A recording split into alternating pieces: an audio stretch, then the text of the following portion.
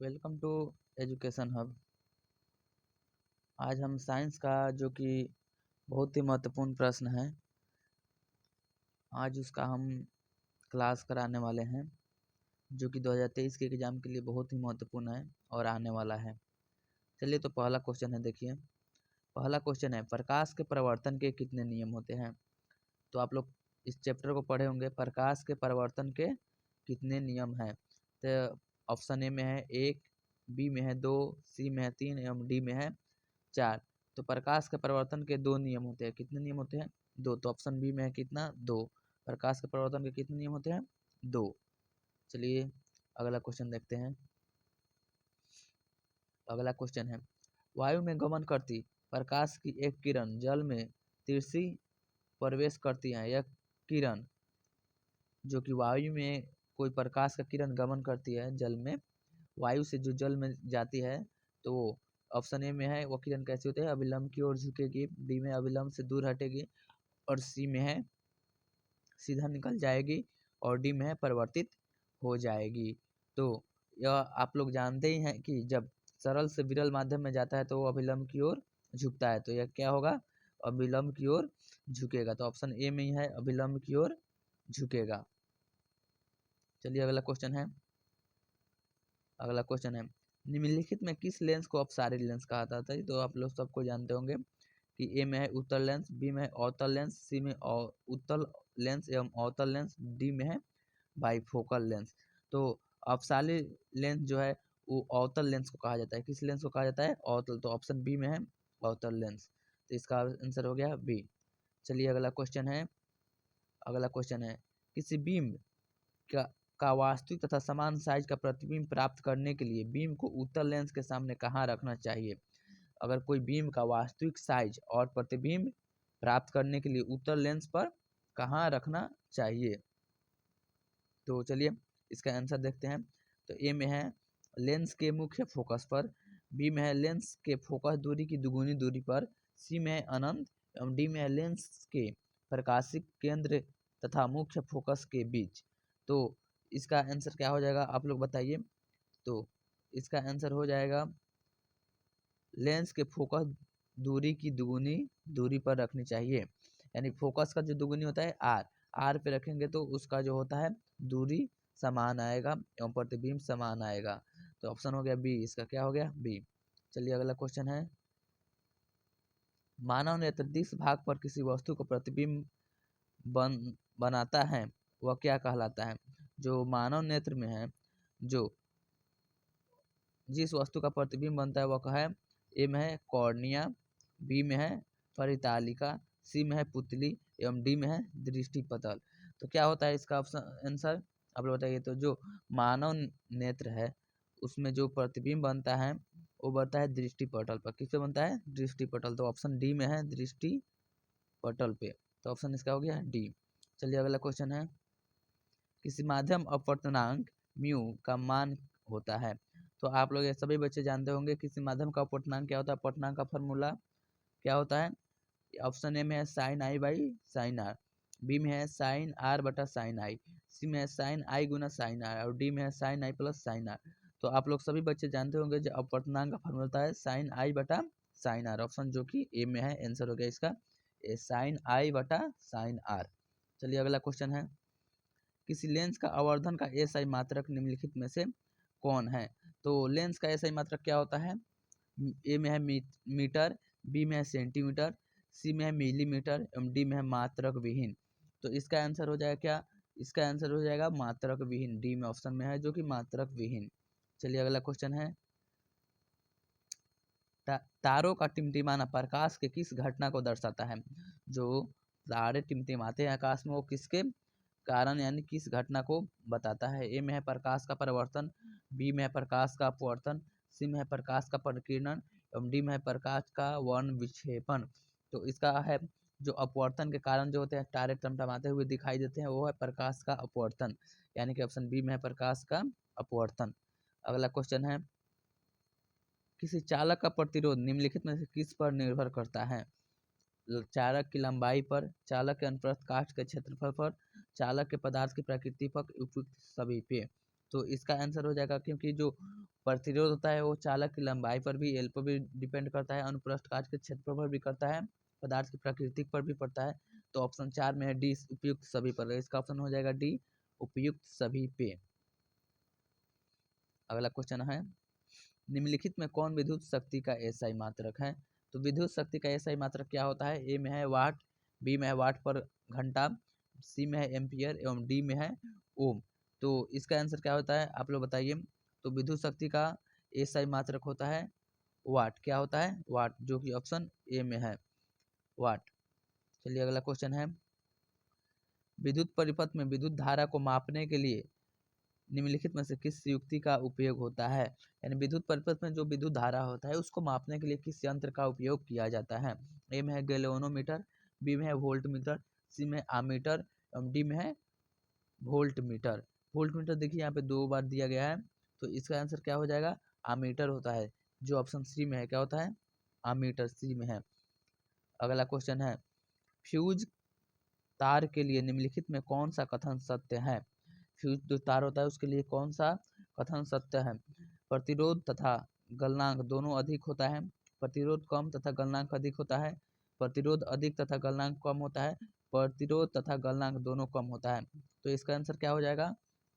इसका आंसर हो जाए प्रतिरोध अधिक तथा गलनांक कम होता है, जो कि ऑप्शन सी में है। इसका आंसर हो गया सी। चलिए अगला क्वेश्चन है, निम्नलिखित पदार्थ में कौन चुंबकीय पदार्थ नहीं है? जो कि चुंबकीय पदार्थ कौन है? तो लोहा है, बी में है निकेल, सी में पीतल एवं डी में है कोबाल्ट। तो इसका ऑप्शन क्या हो जाएगा? जो पीतल होता है वो चुंबकीय पदार्थ नहीं होता है, कि जो ऑप्शन सी में है। क्या है? ऑप्शन सी में पीतल। चलिए अगला क्वेश्चन है, किसी विद्युत धारावाही सीधी लंबी परिनालिका के भीतर चुंबकीय क्षेत्र का मान, यानी जो विद्युत धारावाही सीधी लंबी परिनालिका के भीतर चुंबकीय क्षेत्र का मान क्या होता है? 0 होता है, बी में इसके सिरे की ओर जाने पर घटता है, सी में इसके सिरे की ओर जाने पर बढ़ता है, डी सभी बिंदुओं पर समान होता है। तो इसका आंसर हो जाएगा ये सभी बिंदुओं पर समान होता है, जो कि ऑप्शन डी में है, सभी बिंदुओं पर समान होता है। अगला क्वेश्चन है, विद्युत धारा के चुंबकीय प्रभाव का खोज किसने किया था? जो विद्युत धारा के चुंबकीय प्रभाव है उसका खोज किसने किया था? ए में है ओटर्ड, बी में है एम्पियर, सी में है बोर एवं डी में है फैराडे। तो इसका होता है विद्युत धारा के चुंबकीय प्रभाव का खोज ओटर्ड ने किया था, या जो ऑप्शन ए में है ओटर्ड। चलिए अगला क्वेश्चन है, निम्नलिखित में से कौन विद्युत का सुचालक होता है? जो कि विद्युत का कौन सा सुचालक होता है? ए में है हीरा, बी में है ग्रेफाइट, सी में है आयोडीन, डी में है गंधक। तो जो ग्रेफाइट होता है वो आप लोग जानते हैं विद्युत का सुचालक होता है, तो ऑप्शन बी में है ग्रेफाइट।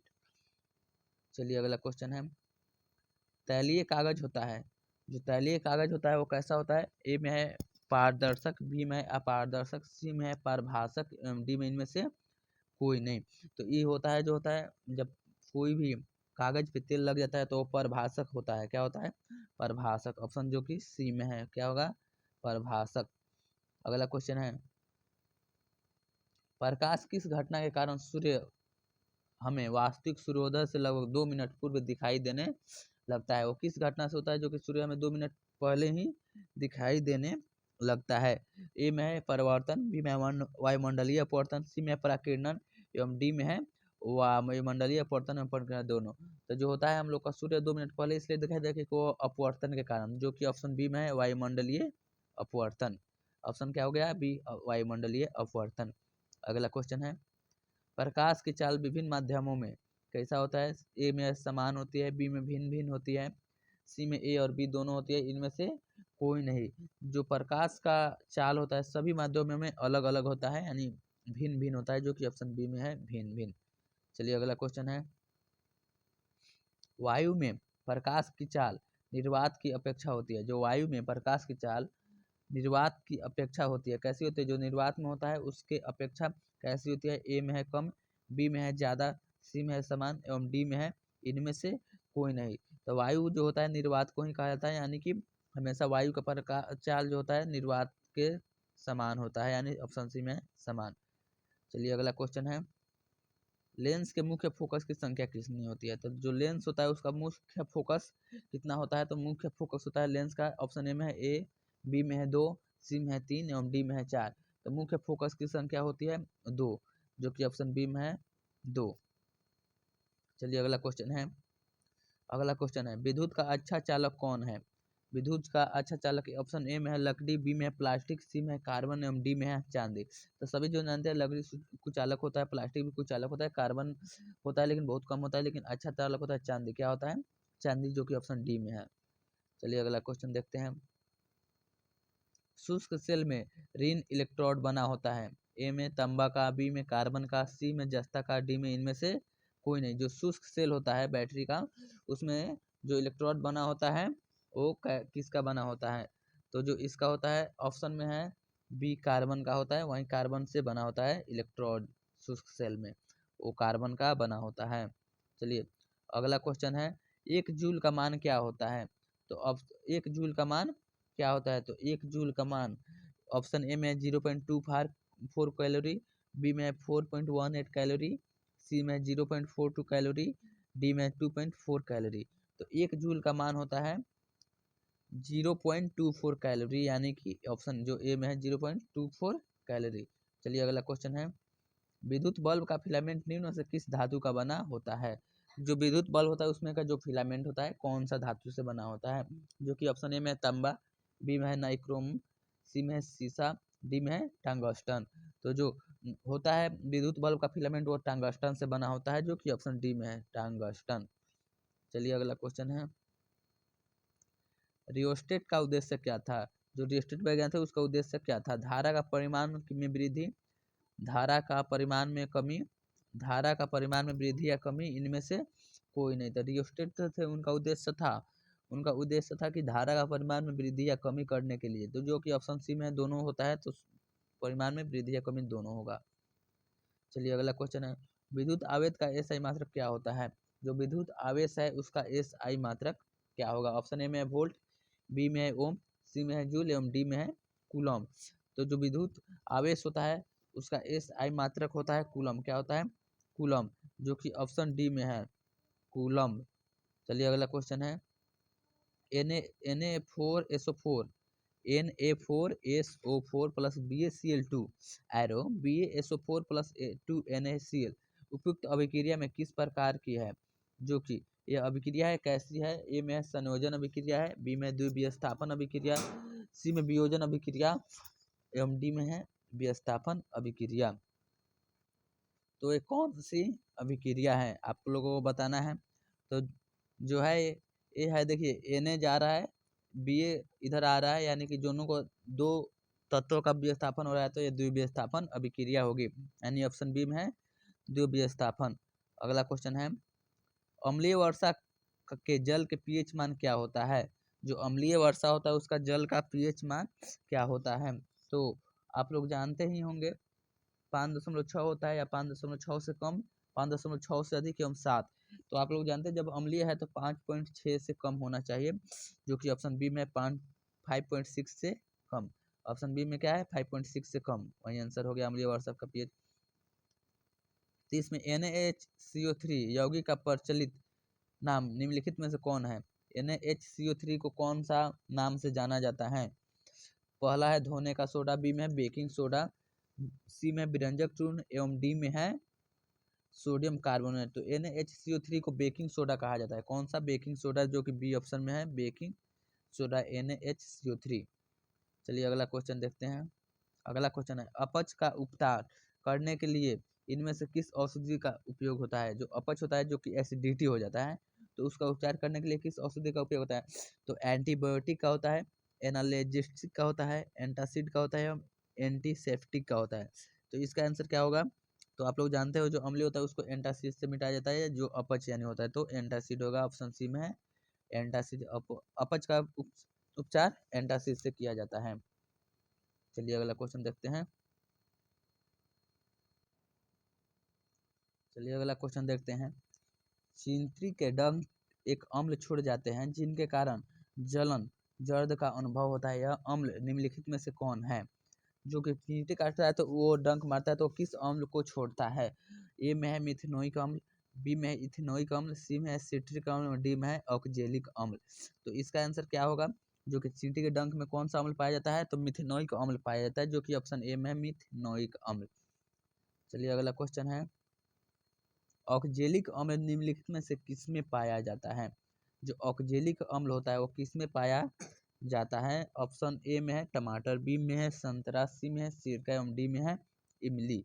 तो इसमें किस में पाया जाता है ऑक्जेलिक अम्ल, तो ऑक्जेलिक अम्ल टमाटर में पाया जाता है, जो कि ऑप्शन ए में ही है टमाटर। ऑक्जेलिक अम्ल किस में पाया जाता है, टमाटर में। चलिए अगला क्वेश्चन है, CaSO4 into half H2O, CaSO4 into half H2O निम्नलिखित में से किस यौगिक का रासायनिक सूत्र है, बताइए किस यौगिक का रासायनिक सूत्र है। ऑप्शन ए में है संगमरमर, बी में है ब्लीचिंग पाउडर, सी में है प्लास्टर ऑफ पेरिस और डी में है जिप्सम। तो जो CaSO4 इंटू हाफ H2O है, ये इसको कहा जाता है प्लास्टर ऑफ पेरिस, जो जिसका रासायनिक सूत्र होता है प्लास्टर ऑफ पेरिस का CaSO4 इंटू हाफ H2O, जो कि ऑप्शन सी में है प्लास्टर ऑफ पेरिस। चलिए अगला क्वेश्चन देखते हैं, आधुनिक आवर्त नियम के अनुसार तत्वों के गुणधर्म निम्नलिखित में से किसे के आवर्त फल होते हैं। तो जो आधुनिक आवर्त सारणी है, जो किस गुणधर्म को आवर्त फल होते हैं, यानी परमाणु के द्रव्यमानों से, परमाणु संख्याओं से, परमाणु के आकार से एवं डी में है घनत्व से। सभी बच्चे जानते होंगे जो परमाणु संख्या के आधार पर आधुनिक आवर्त सारणी का गुणधर्म आवर्त फल होते हैं, यानी ऑप्शन बी में है परमाणु संख्या, यानी परमाणु संख्याओं के बी। चलिए अगला क्वेश्चन देखते हैं, नाइट्रोजन के दो परमाणुओं के बीच कितने अबंध बनते हैं। तो ये सभी बच्चे पढ़े होंगे, इसमें भी है नाइट्रोजन के दो परमाणुओं के बीच कितने अबंध होते हैं। तो एक ऑप्शन ए में है एक अबंध, बी में है दुई अबंध, सी में है त्रि अबंध, डी में इनमें से कोई नहीं। तो नाइट्रोजन होता है तीन बॉन्ड बनाता है, कितना, तीन बॉन्ड, तो यानी कि त्रि अबंध होगा, ऑप्शन सी में है त्रि अबंध। अगला क्वेश्चन है 27 में, कार्बन के सबसे बाहरी कोष में इलेक्ट्रॉन की कुल संख्या निम्नलिखित में से कौन है। ये भी 9th का क्वेश्चन है, कार्बन के जो बाहरी कोष होता है, कक्षा होता है, उसमें कितने इलेक्ट्रॉन की कुल संख्या कितनी होती है। तो आप लोग पढ़े होंगे इलेक्ट्रॉनिक विन्यास में कि जो 2 और 4, यानी कि अंतिम में कितना आ रहा है, 4 आ रहा है। तो देखिए ऑप्शन किस में है, बी में ही 4 दिया गया है, तो इसका आंसर हो गया बी। कार्बन के बाहरी इलेक्ट्रॉन में, बाहरी कोष में इलेक्ट्रॉन 4 होते हैं। अगला क्वेश्चन देखा जाए, जंगरोधी स्टील किसे कहा जाता है या क्या है। तो जंगरोधी स्टील धातु है या धातु है, मिश्र धातु है, इनमें से कोई नहीं। तो जो जंगरोधी स्टील है वो अधातु है, क्या है, अधातु, जो कि ऑप्शन बी में ही है, देखिए आप लोग मिल जाएगा, अधातु होता है जंगरोधी स्टील। अगला क्वेश्चन है, समान आणविक सूत्र लेकिन विभिन्न संरचना वाले यौगिक को निम्नलिखित में से क्या कहलाता है। जो समान आणविक सूत्र होते हैं लेकिन उनके संरचना यौगिक जो होते हैं अलग अलग होते हैं, उनके निम्नलिखित में से क्या कहलाता है। ऑप्शन ए में है संरचनात्मक समव्यय, बी में है समजातीय श्रेणी, सी में है प्रियमिक समूह और डी में है इनमें से कोई नहीं। तो जो होता है उसको सजातीय श्रेणी कहा जाता है, क्या कहा जाता है, सजातीय, जो कि ऑप्शन बी में ही है। चलिए अगला क्वेश्चन देखते हैं हम लोग, मेंडलीव के आवर्त नियम के अनुसार तत्वों के गुणधर्म निम्नलिखित में से किसके आवर्त फलन होते हैं। जो मेंडलीव के आवर्त नियम है उनमें तत्वों का गुणधर्म निम्नलिखित में किसके आवर्त फलन होते हैं, यानी कि परमाणु संख्याओं के, परमाणु द्रव्यमान के, परमाणु आकार के एवं घनत्व के। तो जानते हैं आप लोग जो मेंडलीव थे जो आधुनिक आवर्त सारणी का निर्माण किए थे, उनका जो था आवर्त फल परमाणु संख्या के ऊपर था, तो ऑप्शन ए में है परमाणु संख्याओं के। अगला क्वेश्चन है, आधुनिक आवर्त सारणी के उदग्र स्तंभ निम्नलिखित में से क्या कहलाते हैं। जो उदग्र होता है उनको क्या कहा जाता है आधुनिक आवर्त सारणी में। ए में है आवर्त, बी में है समूह, सी में है कोष, डी में इनमें से कोई नहीं, इनमें से कोई नहीं में क्या होता है। तो जो होता है इसका होता है उदग्र स्तंभ को समूह कहते हैं, हम क्षैतिज को आवर्त कहते हैं। तो उदग्र पूछ रहा है तो समूह हो जाएगा, क्या हो जाएगा, समूह, जो कि ऑप्शन बी में है। चलिए अगला क्वेश्चन है, अम्लराज में सांद्र एवं HCl सांद्र HNO3 का अनुपात निम्नलिखित में से क्या होगा। ए में है 1:1, बी में है 1:2, सी में 2:1 एवं डी में है 3:1। तो जो अम्ल है HCl में HNO3 का होता है 3:1 यानी कि 3:1, जो कि ऑप्शन डी में है। चलिए अगला क्वेश्चन देखते हैं। इनमें से कौन एमिनो अम्ल का विखंडन से बनता है? जो एमिनो अम्ल है उसके विखंडन से कौन बनता है? तो ए में है CO2, बी में है CO, सी में है NH3, डी में है उपयुक्त सभी। तो एमिनो अम्ल से NH3 बनता है। क्या बनता है? NH3, जो कि सी में है। अगला क्वेश्चन है, बुझा हुआ चूना किसे कहा जाता है? तो बुझा हुआ चूना ऑप्शन ए में है CaOH का होल 2, CaO, CaCO3 एवं डी में है Ca। तो बुझा हुआ चूना को CaO2H2 भी कहिए या CaOH का होल 2 कहिए, तो ऑप्शन ए में कहीं कहीं CaO2H2 भी देता है। CO2H2 कहेगा या CO3H2 कहेगा, तो ऑप्शन ए में है COH का होल 2 बुझा हुआ चूना कहा जाता है। चलिए अगला क्वेश्चन देखते हैं। निम्न में से कौन सा भस्म नहीं है? जो भस्म कौन नहीं है? तो ऑप्शन ए में है CaO, बी में है NaCl, सी में है NaOH, डी में है Na3CO3। तो निम्नलिखित में से कौन भस्म नहीं है? तो ये कौन हो जाएगा? आप लोग बताइए इसका आंसर। तो जो भस्म नहीं होता है वो NaCl होता है। साधारण नमक भस्म नहीं है। चलिए अगला क्वेश्चन है, जस्ता के अयस्क हैं। जस्ता के अयस्क को क्या कहा जाता है? ऑप्शन ए में है सिनाबार, सी में है जिंक ब्लेंड, सी में है बॉक्साइट एवं डी में है सोडियम क्लोराइड। तो जो जस्ता का अयस्क होता है जिससे हम लोग जस्ता शुद्ध रूप से प्राप्त करते हैं उसको कहा जाता है जिंक ब्लेंड है। क्या है? जिंक ब्लेंड, जो कि ऑप्शन बी में है, जिंक ब्लेंड। चलिए अगला क्वेश्चन देखते हैं।